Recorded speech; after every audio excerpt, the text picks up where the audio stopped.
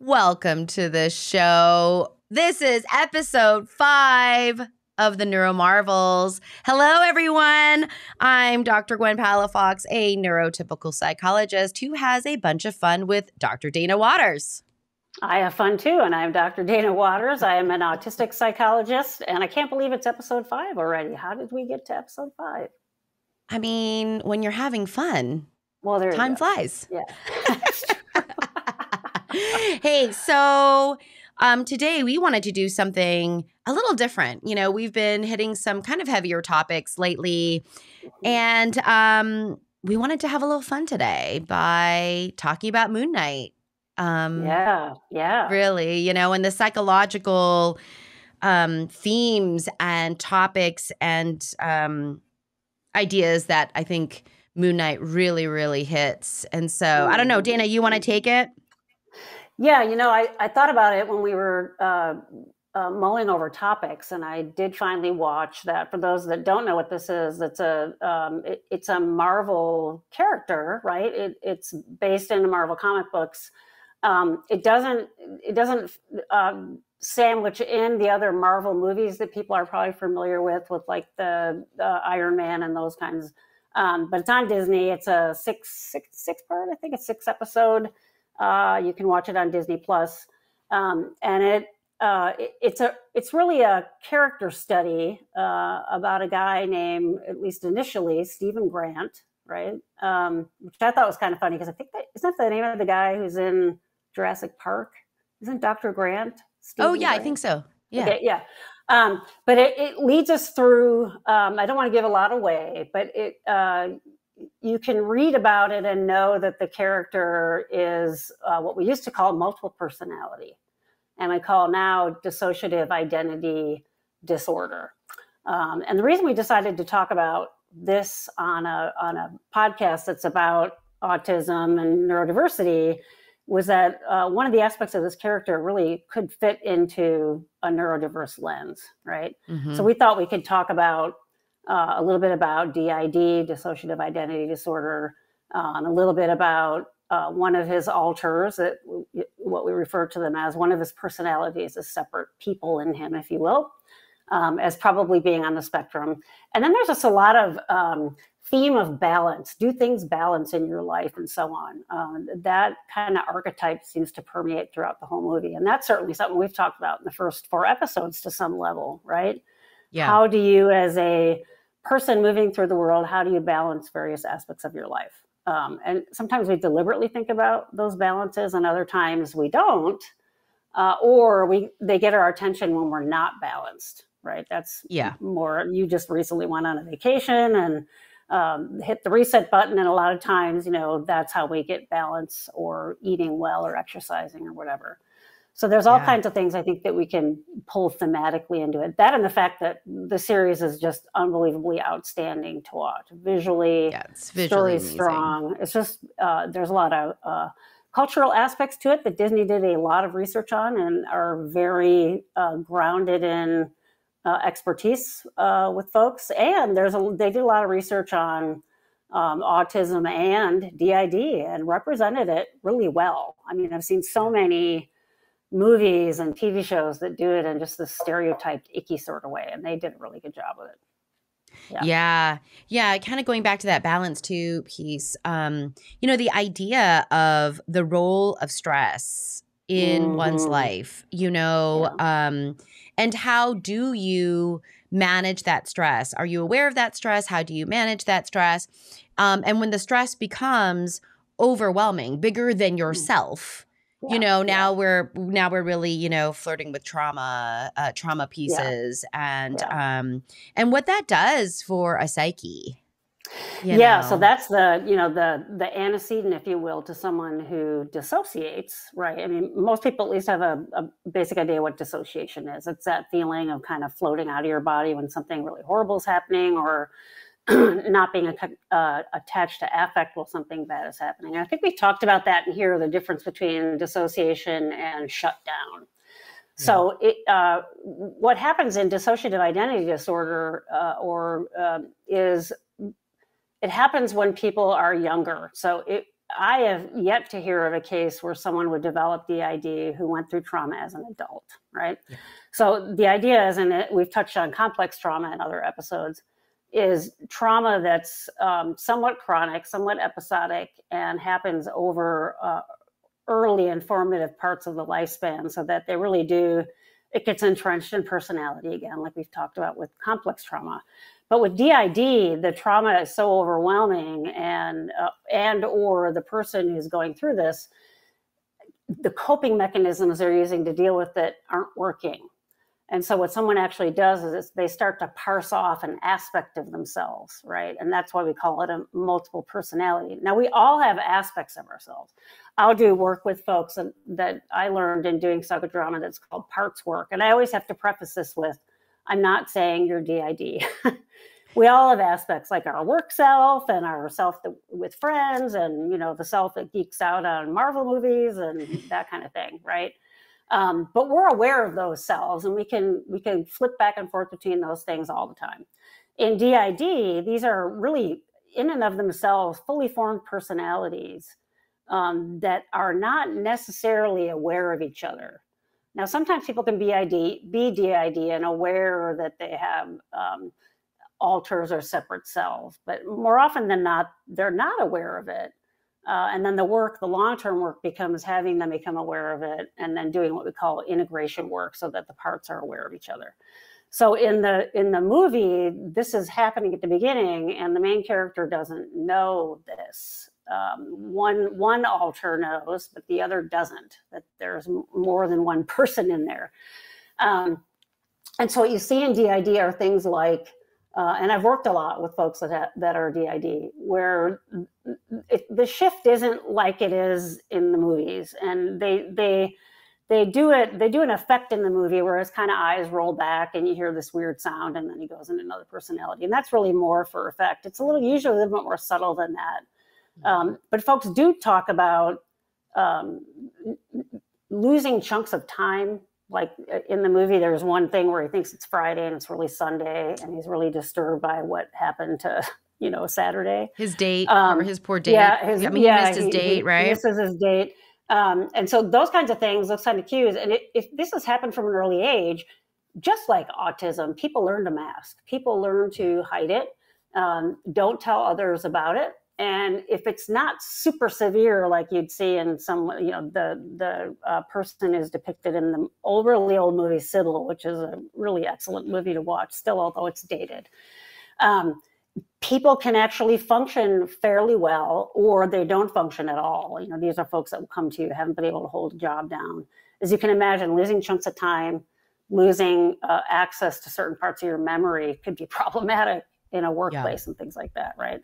Yeah. What I think they do a really good job in the movie is, while one alter is doing these crazy things, the other one thinks that they're dreams, right? So one will fall asleep and the other will wake up thinking that he's sleptwalked all night, or that he's just had these crazy dreams, right? And I've actually had a client that was similar to that, where they initially thought these were just dreams, or other people were teasing her, saying, why don't you remember this, that, or the other thing? And she's like, I have no idea what you're talking about. And it wasn't until later that she would hear those sorts of things from her parents that they were somewhat concerned, but she was functioning well enough to not know about it until she was in her 30s, till she came to see me. Wow. And then you see these really subtle things like, the person I was used to working with for a long time, little things like coming to session dressed differently, carrying themselves differently.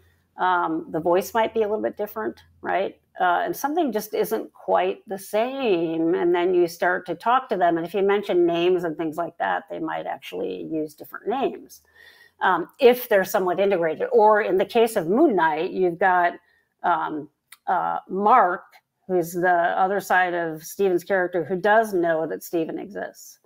Yeah. Steven doesn't know Mark exists at the beginning. And that's pretty typical too, where you'll have one alter who is kind of, or at least the managing alter, the one in charge, who knows about the other ones, right? But this is really the psyche's way of dealing with really difficult trauma that kids are not equipped to cope with, right? Yeah. So we've talked about masking, and that's a coping strategy, right? If we all went out into public and did exactly what we wanted, it'd be pandemonium. And we've talked about autistic masking, where trying to fit into like NT norms and those kinds of things, neurotypical norms. And if you can think about DID, it might be like a version of that on steroids, right? But it really is adaptive, and it's meant to protect the psyche from things that are too awful to know and deal with and see all the time, right? Yeah. So especially when, as a child, right? You know, if the trauma or the abuse is coming from your parent, you know, you depend on your parents for survival. That's right. So how do you cope with that? When that is so unsafe and scary and unpredictable and volatile. You know, what you do as a child. So not only do you not have the cognitive resources or the emotional resources because you haven't been on the planet for too long, right? Right. You have not built those skills, right? You have to, there's this piece of power and control and having to depend on your parents. And if you, in your mind, if your parents are what's good and right, what does that make you? I'm not really sure. You bring up a really good point. And that's that kind of inescapability of it. Yeah. Right? Because when you're a kid, you're trapped, right? Yeah. There's no other way to deal with it. And that brings up that really important part. Yeah. And in therapy with anybody, we talk about various ways we trap ourselves. So like you haven't taken a vacation in a really long time, or you're not, you know, therapists are always self-care. And like, yeah, okay. There's a reason we talk about those things, because it brings balance to those systems, right? That sense of, if you're going to burn out and give a lot of energy for things, you actually do need to have that time to reset to get that balance, right? Yeah. Yeah. I mean, and what, you know, the other topic or theme that we inevitably have hit in every single episode is the importance of self-awareness. You know, the ability to know yourself, your own self-knowledge. How does that self-knowledge then lead to what you do, right? How do you manage yourself? How do you make decisions versus be in this reactive place? You know, I think, you know, poor Steven, I mean, I immediately felt like I liked him. Yeah. And I felt for him and how scary it was for him to be in these situations of immense stress, immense threat, and not really have the skills in his mind to be able to do anything with that. Like, wow, how disorienting for him. Yeah. And that just that theme in general about if you're out in the world and you don't feel like you have the skills to deal with something, what do you do? You know, who do you turn to? And so you do see this character sort of segueing into where we can say he does seem like he could be on the spectrum. He does seem like he could have autistic traits or be autistic in his attempts to understand Egyptian mythology. He's totally obsessed with it. You know, he's learning Egyptian alphabet, you know, old alphabet, learning about the Egyptian gods, to the point where he's correcting the people at the museum for a poster that he knows they did wrong, which he's right? But we see these depictions of that coming up against the social norm of the museum, and that people getting irritated by that sort of thing. Like, oh, I know a lot about this, and the poster's wrong. And I've had a lot of experiences like that, right? And autistics do in general, if we really know a topic really well, it feels like you're going to jump out of your skin if you can't correct something. And the work then becomes, you know, this proverbial new phrase that I've heard that I love, is this the hill I want to die on? You know, what is the reason to say this? Is this really the time or place for it? And that gets really hard to gauge. And that's a lot about learning some of those social scripts. When is it good to say this and not say that?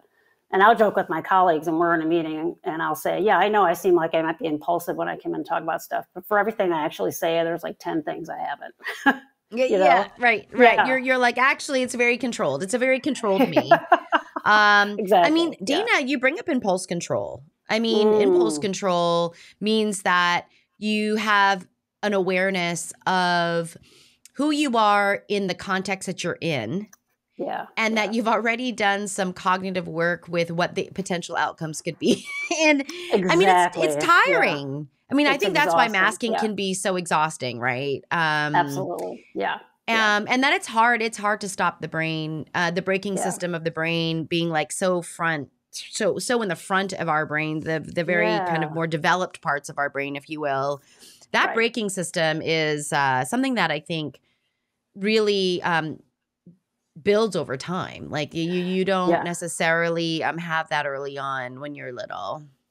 Yeah. If we're talking about being autistic when you're little or DID, that really it's essential that some sort of, we use these phrase skill building, and it can kind of sound to me, I always like, oh, skill building. It sounds derogatory and kind of, infantilizing, but it's not meant to be. It's meant to be, it's not like, well, it could be something literal, like you need to brush your teeth every day. That's a skill you can build, if someone isn't doing that.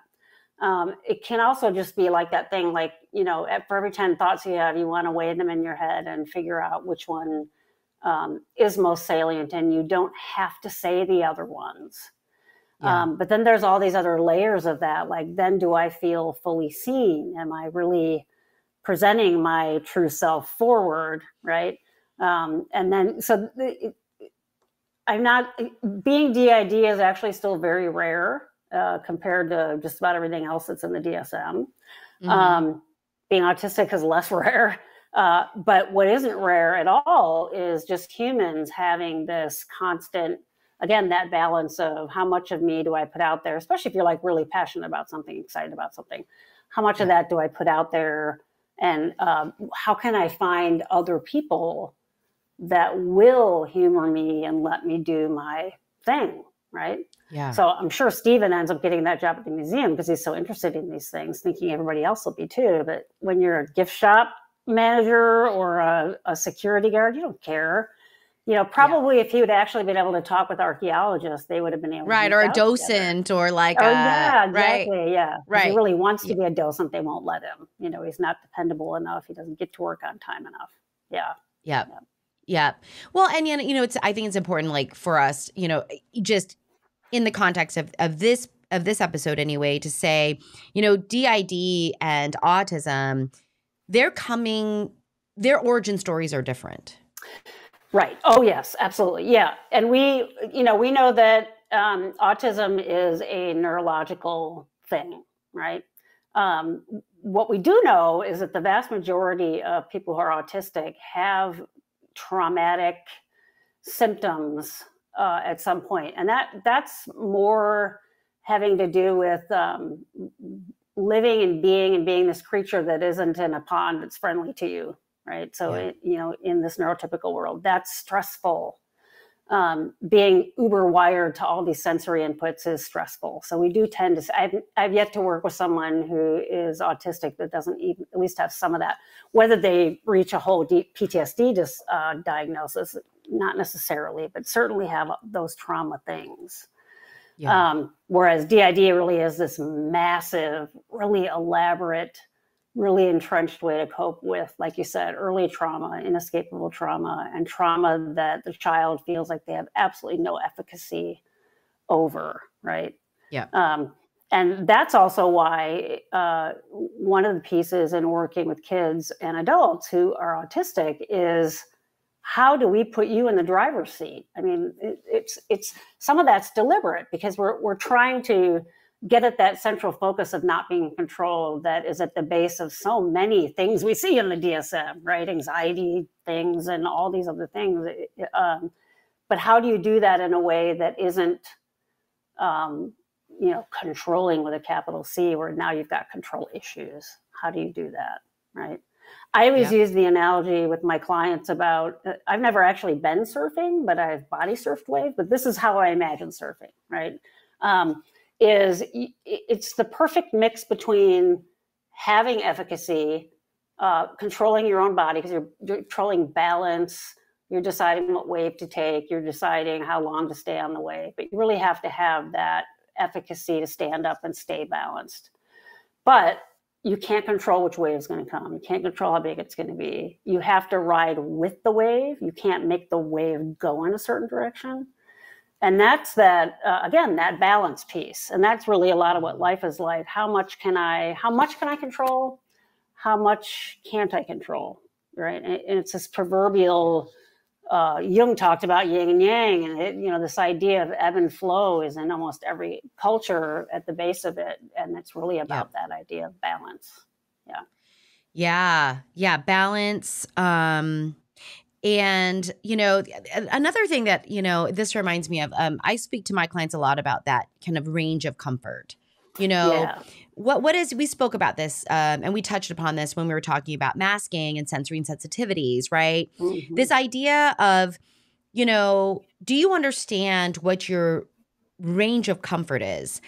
And when you're at the edges or outside of that range of comfort, that is by consent. Or with consent is what I should say. Oh, yeah. That's a good right? way to put it. So this is something that I see in a lot of young adults that have had ABA and they have the profile of the overly compliant, quiet, friendly, sweet kind of individual who then does really weird things, right? Like really gentle and friendly at school and in the community, and then goes home and has a meltdown. Blows. Is maybe aggressive with just their parent, let's just say. And it's like, we didn't amplify their voice in regards to what they were able to comfortably do throughout the day and maintain and sustain throughout the day, right? Right. They don't even know that because they're just told what to do. Exactly. Yeah. It's so, and I think anybody can relate to that to a certain degree, especially if you're someone that's living and working in systems that are not set up for you, and that you're not the one with the privilege in the system. It starts to tick all the boxes of why you end up doing that to kind of just get along. I was thinking of our family. I grew up in Chicago, and we had a place in Florida, and we'd drive down there every year. Me and my two sisters and my mom and dad's 5 of us in a car. And I would always have to go to the bathroom before anybody else. And my parents didn't respond to that well. I can remember being in tears, like sitting on my foot, so I could not, wet my pants. And that's an example of what the opposite of what you're talking about, where we have to. And so that taught me to ignore bodily reactions. And I spent years in therapy trying to get that back. That idea of, how do you know something is going on with you and voice it and have that agency to be able to do those things. And I think that in the Moon Knight series, the character sort of goes through that period of time. The Stephen Grant character goes through a period of time where he doesn't have that efficacy at all. And then it flips to where he's actually the expert, which is really cool. I won't tell you how that happens because it would totally give it away. But he really comes into his own, right? In terms of, I do know some of these things, and I can be the one to lead the way. And he, in fact, is the one that knows the integration needs to happen, whereas the other alter is afraid of that and wants to shut it down. There's so much about that that comes into parenting in general. Like, how late should I let my kid stay up? As I went to bed at 7. Should I make my kid to go to bed at 7? All of those sort of rigid systems, wanting to do it the way they did it versus what you're talking about, which is harder. Let's listen to our family's rhythms. Let's listen to that child's rhythms, and maybe they can go to bed later because it's summertime, and all of that is that. But you have to be aware of that need to begin with, right? So that's the kid that has to speak out at school and say, "I'm fried. or even recognize signs of being fried before they get home and then have the meltdown with their parents. Yeah. Yeah. And sometimes, I mean, kind of going back to sensory sensitivities that we did in episode 2, the idea of like, sometimes those body connections, they're not there, or maybe they're a little faulty. And it's like helping someone understand, gosh, when I see, and I was working with a client who had a traumatic brain injury. And one of the cues that he was giving off later, and he had this traumatic brain injury in his teens. So it was a significant loss, for this family, because, you have a pretty neurotypical, healthy, child developing, and then a brain injury happens, and then the world dramatically changes after. But drooling was something just kind of like, and he missed those cues completely. And those parents were like, listen, when this happens, we've got to stop. Like, we've got to go home. We've got to and that was really, really hard, to hear. But really this idea of the challenge, I think, of being self-aware, the challenge of being able to, what kind of efficacy or control do you have over your environment, especially if you're a little one who's really completely dependent on your parent in so many ways. And that, the safety is not there. Emotional safety is not present. So how do we kind of actualize, evolve, form identities, et cetera, under those conditions, And what comes to mind when you're talking about safety, especially with autistic kids and even with adults, is a lot of times more stressed. Language doesn't go well. We lose words. We don't know how to put it into words. So it sort of is a setup for that. So we really do need to rely on other people in our systems to help us with that, just like you're talking about. So it's just as much training for parents or caregivers or with adults, friends, and family about it. Yeah, that difference of like, I call those like suppressor variables, just because someone can speak beautifully and articulately, when they lose the ability for language, that's usually a flag that they're distressed. Something's going on. Right. Something's going on. So that idea of just because it can happen one day or 1 hour doesn't necessarily mean that that's going to be a consistent kind of skill or ability that's demonstrated. That idea between skill and performance deficits, right? How do we look at the difference? Yeah, they know how to do it. In these conditions, though, they can't perform it. Right. That performance is suppressed. Yeah, absolutely. Yeah. And that sort of is like what goes on with the character in Moon Knight as well. He switches back and forth between these two selves because one can't do the other thing necessarily. And so there's a non-noticeable version of that. And those of us that aren't DID, it sort of fluidly happens, or it doesn't. Like you said, there are other cues to that. Like I can't put into words what I'm feeling, or like for me, it's picking my thumb cuticle till it's actually bleeding. And then I can say, oh, I wonder what's happening right now. I've learned to use that as a barometer. Nice. Wow, okay, I must be stressed right now. And it seems sort of simple, but it'll happen before. I'm like, oh, I spent 3 days. Wow, what the hell is going on, Yeah. And learning those things about yourself, right? Yeah. Makes so much sense, Makes so much sense. Yeah, there's some wonderful pieces. I mean, I think throughout, and Oscar Isaacs, right? Oh, he's awesome. Is just, he does such an amazing job, and I think when you said, in the different alters, there's a different maybe articulation or language prosody. We hold ourselves differently. We dress ourselves differently, and there's lots of different pieces, without spoiling anything of the show, where if you really, I think that show really pays you in dividends if you pay attention, because there's so many details, so many things that they didn't let go of. I think that's what I loved about it so much. I've watched the whole thing twice. And picked up a bunch of things the second time, and then also knowing about the sort of care that Disney puts into stuff like this. that you or I would probably never even notice unless it was pointed out to us, that makes it more rich, right? Yeah. Yeah. Yeah. And more believable, and actually a little bit more accurate. The other main theme of the movie is this kind of juxtaposition between good and evil, or what we think is good and evil, really. So there's more dichotomies. There's these two dichotomies that we could see both as evil or bad, because they both judge others, but one wants to judge others after the fact, and then one wants to judge others before they even do something, right? Mm-hmm. And the rationalizing that makes sense to either of these two characters, the moral higher ground that they're rationalizing to themselves, like this is okay because of this, and this. Just reminds me a lot of what's going on in our culture right now around pressing of your own value on another person, or not seeing kind of cultural nuances that lead into someone doing something, or that they're not living in a vacuum. There's this primordial ooze that they belong to because they've grown up in it. It's part of who they are. Yep.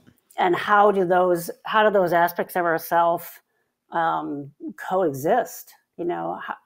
This idea of congruence comes to mind, which I spend a lot of time talking about with people in therapy, and I did on my own journey, is what is really true to me, and can I really be true to myself when I don't know who I am in the first place? Which the movie really explores that as well, right? Mm-hmm. I think every character in that movie, with the exception of Steven, at some point, at least for me, I hated them. And then I was like, oh, wow, I could see that, like even the bad guys, you're like, oh, wow, yeah, there's a piece of truth in that. So that sense of that. And then what we haven't touched on yet is they do, again, don't want to give away too much because it's so awesome to watch. There's a depictions of therapy in there, like institutionalized therapy. Yes. That are both shockingly real and shockingly scary at the same time. Yeah. They sort of did a really good job of what it would look like in an asylum in the 50s, right? But then also a lot of what was going on in there is kind of things that you would do with someone who might be DID, and the person who's a therapist is actually sort of soothing and comforting, but he's also the bad guy. So you're like, what? So they actually even give you the experience of that duality. That you as the watcher, you're like, but I'm supposed to hate this guy, but he's being really nice. And that kind of takes it to another meta level in the movie, where you as the viewer get to know what that feels like to have that duality, right? Yeah. And we're dealing with that every day of our lives all the time, right? And the other piece too is like everyone believes they're doing good. Like, yeah, exactly. Everyone, and I feel like that is a narrative that, we live in today, right? Mm-hmm. And it's because we don't understand, you had put primordial ooze, what is the lived experience of this person? There are reasons why people make the decisions they do, why they behave they do. Do they always fully consciously understand those and know those? Maybe not. But there's a reason. There's a reason why. If you look at the main characters, they all believe they're doing good. Oh yeah. I mean, absolutely. And through whatever means necessary, right? Right. It's just there's a disagreement about the means, right? Before or after, you do judge someone before the crime's done or after, and that's been a really, there's been multiple movies that have done that. What Minority Report was it? Yeah, Dana, I think was one, right? Like, is that an ethical thing? Yeah. Right. Yeah. And so that's super interesting to me. Well, it's so much a reflection of what's going on today in our world. There's so much polarity, and we touch on this on other episodes too. You have to be able to get yourself in the shoes of the other person. You may not agree with them. That may not be the stance that you want to take. But you have to be able to yoke with that lived experience, like you said. And so if we sort of circle this back even to talking about autism, that has to be central tenet to everything, is to know what that person is living with, going through, and not just impose your will on the other person, knowing that sometimes you need to be able to do that to a certain extent because you're helping them and you're trying to give them skills and teach them things and so on. And then we come to that balance again, where does that balance? One of the true antagonists of the film says, well, if we would get rid of people before they did something evil, we would have stopped Hitler. And that line was like, oh yeah. That line for me, when he said that, was kind of like, oh, he's got a good point there. So there is that seeing the other, maybe not, you don't agree with the whole gestalt, but we do that as humans. We tend to get so entrenched in our own ideas that we can't even see and relate to the other person at all. We think if we don't agree with them in total, we have no common ground. And that's just not true, right? Yep. You can have common ground. It's exactly why... Yeah, and it's exactly why I loved Wicked as a musical, is it gives you this story about how Glinda, the Wicked Witch of the West,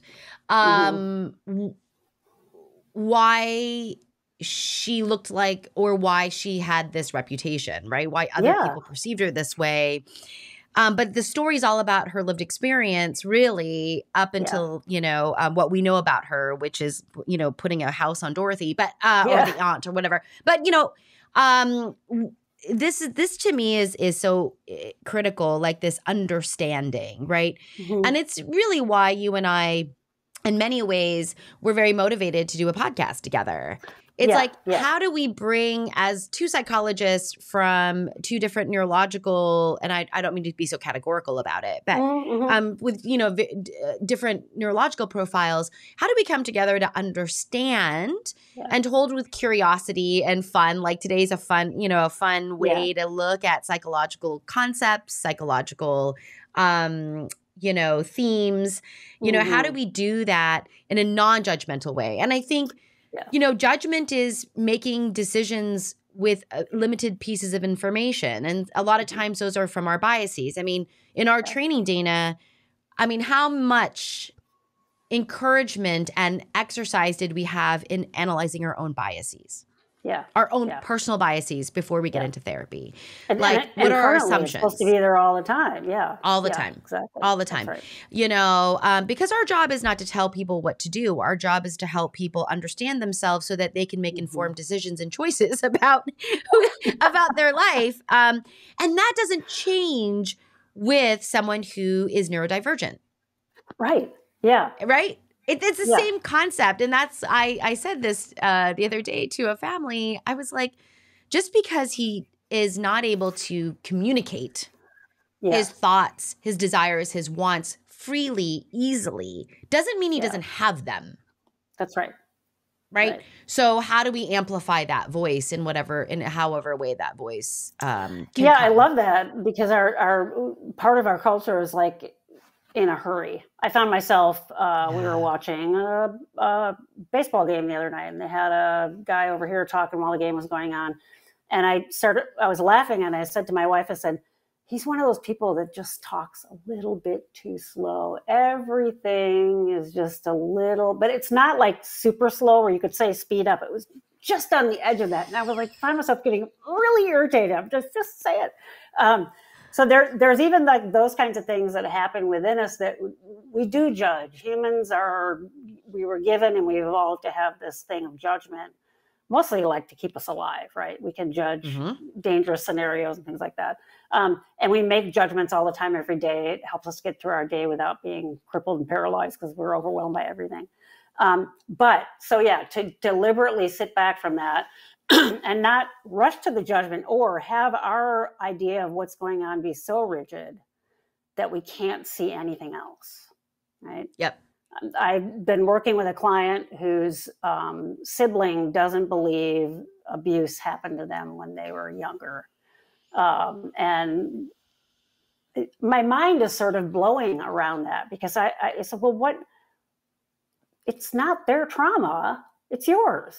Who the heck, so that's an example of such rigidity, and I'm going to put this box around you, and because I don't believe it, it doesn't exist. I mean, that's like the ultimate judgment, right? You cease to be because of how I see you. And that's what happens with marginalizing and assumptions and biases and all the yucky stuff that we've talked about. Certainly, someone has an archetype in their head about what it means to be autistic, or I need to give my child more time to literally say what they need to say. And then, you know, the frame for that. So our listeners might say, oh God, well, Dana would get really irritated by someone talking slow. No, that was a guy on TV during a baseball game, right? They're supposed to be you know, if I was working with someone and they needed that time, just like you said, I was trained in school to say, it's not about you, Dana. It's not on your time. Sit back and let them speak. So all of those pieces to give room for the other to be genuinely who they are. And then wonderful things happen. And then the movie does that too. And these two characters do start to see each other and know about each other. And then you realize as the viewer, and they do too, that they would be incomplete with only one or the other. And the two of them is greater than the sum of the parts, you know, to use the old saying. It's sort of a beautiful thing, right? Yeah.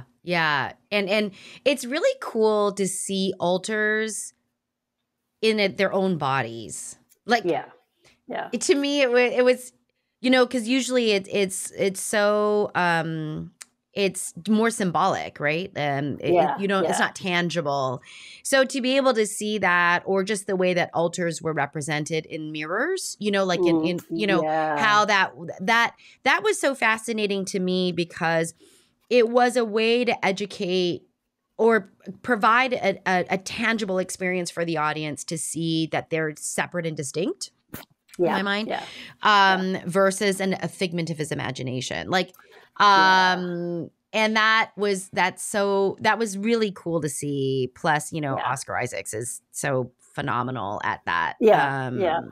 But he's nominated for an Emmy, by the way, for that role. Thank God. So really did an amazing job.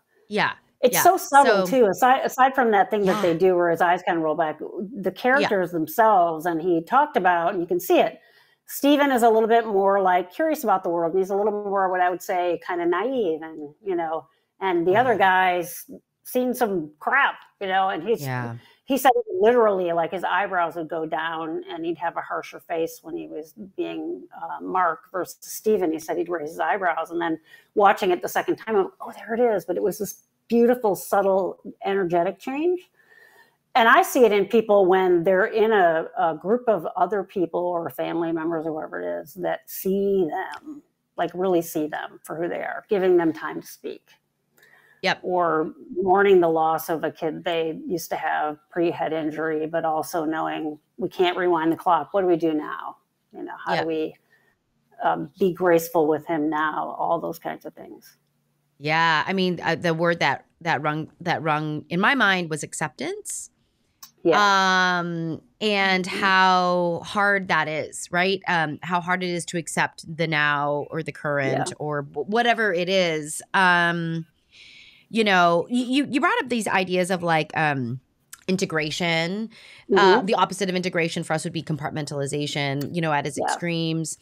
And how, you know, when we talk about all of these concepts, you know, what's so difficult about it is it's not all or nothing. It's not one or the other, right? It's all very nuanced, right? Not that we don't want extreme compartmentalization looks like DID. That's what that is. But that doesn't mean that we don't use compartmentalization as even a therapeutic strategy. Wow, there's a very, you know, scary, anxiety-provoking event that's coming up. How do we compartmentalize that? Right. It can be a strategy you actually want to teach somebody. Right. And I think it's about conscientious awareness and choice.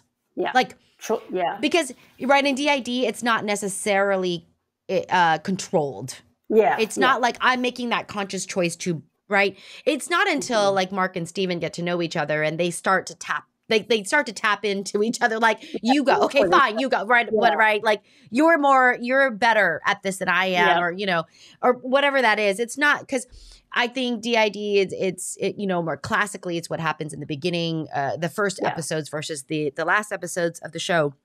But like for us, you know, as human beings, that we use some of these and as long as they're choices, Like we choose to do that. We and that's choose kind of what to I mean by mask. control too. Choices is maybe a better way to say that. Yeah. It's a conscientious thing where I'm making a decision based on the fact that I've evaluated a situation, which is tough if we think about that from a critical thinking or executive functioning standpoint. Absolutely. Oh my God. That's not the skills that everybody has yet or may not have. And those are kind of meta skills, I think, to pick up that I see people that get frustrated because they're not getting that. And I normalize it for them and say, this is a higher order thing and it's going to take a while. You know, you've spent how many years not doing that? It's going to take X number of years to undo it. Yeah. And then we have all those cultural presses. I mean, you and I were joking when we first got on. I was telling Dr. Gwen that I got a haircut shorter than I wanted it to be. And while it was happening, I was like, oh my God. And I didn't say anything. So there is not everybody, but there's more of a cultural press for women to not say stuff in situations like that. And so there's all those pieces too that I want to give merit to because they're real and they're heavy and people can judge themselves saying, well, how come I didn't do X, Y, and Z? I've been trying to do that, and say, well, that's a big one. That's a huge stone to push up the hill. And it's going to take some time and keep practicing. Yeah, we are the product, the culmination of our lived experiences up to this point. And you know, if we really want to talk about habit reversal or habit formation, or you know, as psychologists, we know that the brain is always going to default to the easier thing. That's what it does to survive.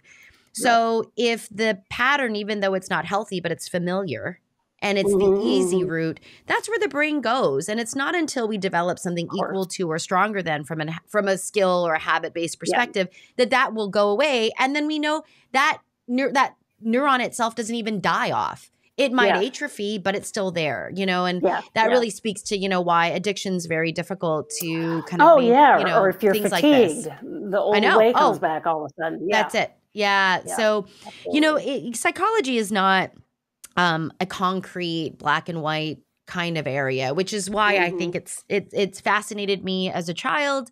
It fascinates me today. And, you know, being able to see the other thing that I loved about Moon Knight is it brought to the mainstream psychology, like mental illness.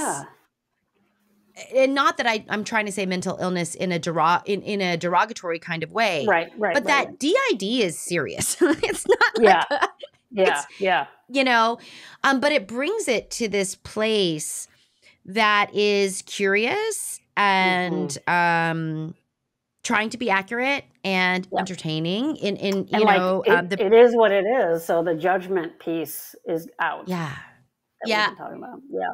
So I like that. I think many of my clients and just being a psychologist for as long as I have, you know, mental health is not something that has gotten that's very sexy. It hasn't been very sexy. It's still stigmatized. So being able to do that, and I think the other thing about Moon Knight is looking at the relationship differences between Layla and Mark and Layla and Steven. It's just, anyway. I don't want to give away too much, but there's a character named Layla. I won't tell you what the relationship is, but she kind of ends up liking the one that she didn't know before because he's sweeter to her. You know, and then maybe that had been a piece that was missing from Mark, which is really interesting. But and it's a good job of how someone can kind of roll with something. She doesn't believe him at first when he's saying, I don't know who you are. But then she's like, it brings up this idea too. There are core elements of you there that I can still see, regardless of whether you're Mark or Steven, right? And that tends to be pretty accurate in DID too, that there's a core of sort of the base of who that person is. It's present in all the alters typically, right? You just have to know who that is and get that. But I love that idea of efficacy, or whether you're calling it efficacy or control, and then communicating that to the other. And And how do you manage to swim in the pond you're in without losing your mind in any different way, right? Yeah. No, amazing.